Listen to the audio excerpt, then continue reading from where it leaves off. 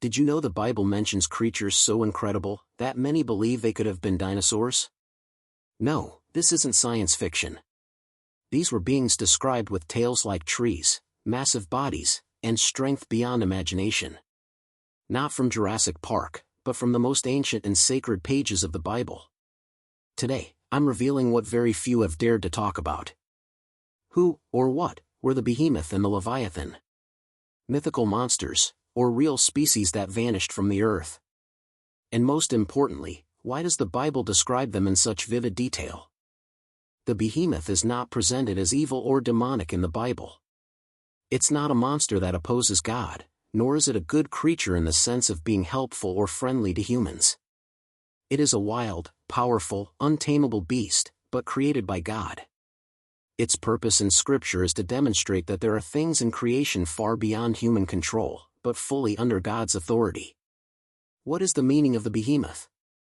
The power of creation. It represents something massive, overwhelming, and real that escapes human understanding.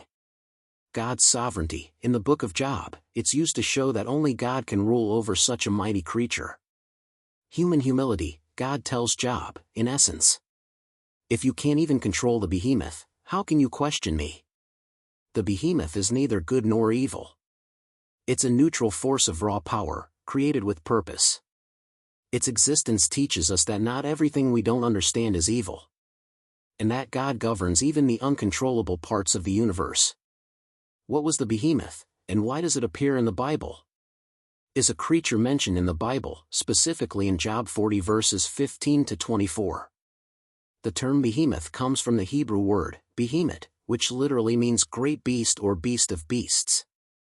It's an intensified plural, not referring to many beasts, but to one extremely powerful creature. The behemoth appears during God's final response to Job. Job had questioned his suffering and sought answers about divine justice. Instead of explaining, God answers by pointing to the majesty of his creation. By describing the behemoth, and later, the Leviathan, God is essentially saying, you, Job, can't even approach these creatures. But I created them. I control them. There are three main interpretations. Naturalistic view. Some scholars believe it was a hippopotamus or an elephant, large herbivores known in the ancient world. Problem. Neither has a tail like a cedar tree, as described in Job 40 verse 17. Symbolic view. Others think the behemoth represents natural chaos, a symbol of ungovernable power in creation that only God can rule. Alternative. Popular today. Some believe the behemoth may have been an extinct creature, possibly a herbivorous dinosaur like a brontosaurus or brachiosaurus, which better fits the description of a massive tail like a cedar. Who is Leviathan? The Leviathan is a legendary and terrifying creature mentioned several times in the Bible. It symbolizes chaos, power, and destruction. The name comes from the Hebrew Leviathan, meaning the twisted one or the coiled one. Where does Leviathan appear in the Bible? Job 41. This is the longest and most detailed description. God asks Job if he can control Leviathan. It's described as a massive sea creature, untamable, with impenetrable scales, terrifying strength, and even the ability to breathe fire. Psalm 74 verse 14, it says God broke the heads of Leviathan in the waters. Isaiah 27 verse 1, a prophecy that God will destroy Leviathan, the swift serpent, the dragon of the sea. Psalm 104 verse 26, says God created Leviathan to play in the sea, presenting it as part of his creation. Depending on the context, Leviathan carries multiple meanings. A real sea creature. Some believe it was a crocodile, whale, or an extinct marine reptile, like a plesiosaur or sea serpent. Symbol of chaos. In ancient cultures, the sea symbolized chaos. Leviathan represents destructive forces that only God can control.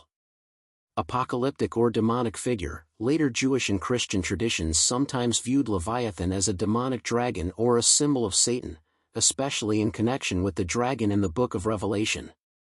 That depends on your perspective. As a physical animal? Possibly. It may have been a now extinct creature that inspired legends. As a symbolic or literary figure? Definitely. In Scripture, Leviathan is used to teach about God's supremacy over even the most feared forces in the universe. Leviathan is a mysterious sea beast, used in the Bible to show that even the darkest forces of chaos are under God's power. It may have been real, symbolic, or both at once. The Bible, while deeply spiritual, also speaks of fascinating creatures, the behemoth, the Leviathan, soaring eagles, and wild beasts that we no longer see today. But what if some of these creatures were real, and the only trace we have left of them are their fossils? Modern science has uncovered bones of massive creatures, dinosaurs, giant mammals, marine reptiles, animals no human has ever seen alive. And while the Bible doesn't use the word dinosaur, since that word didn't exist yet, it does describe beings that strangely resemble them.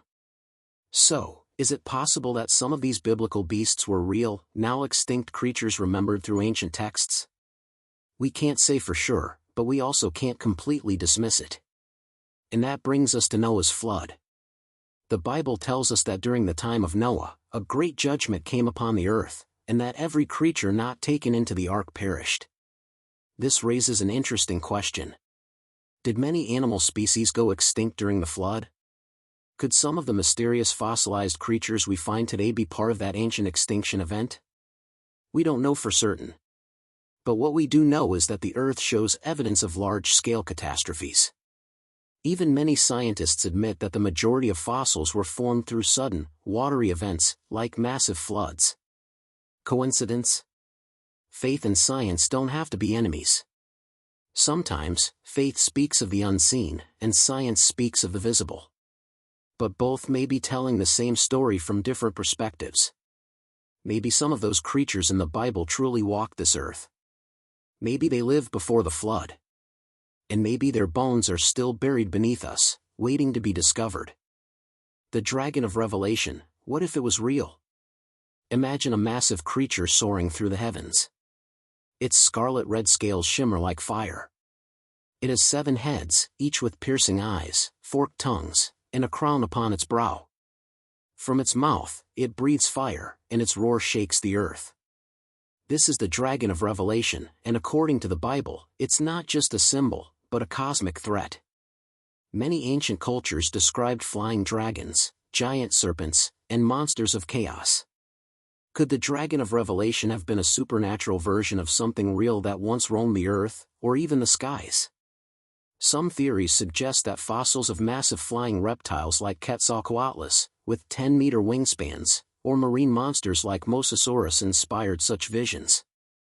Others believe the dragon represents Satan manifested in physical form, a creature capable of altering nature itself. And what if it wasn't made of flesh and bone, but was an interdimensional being, visible only during a prophetic event?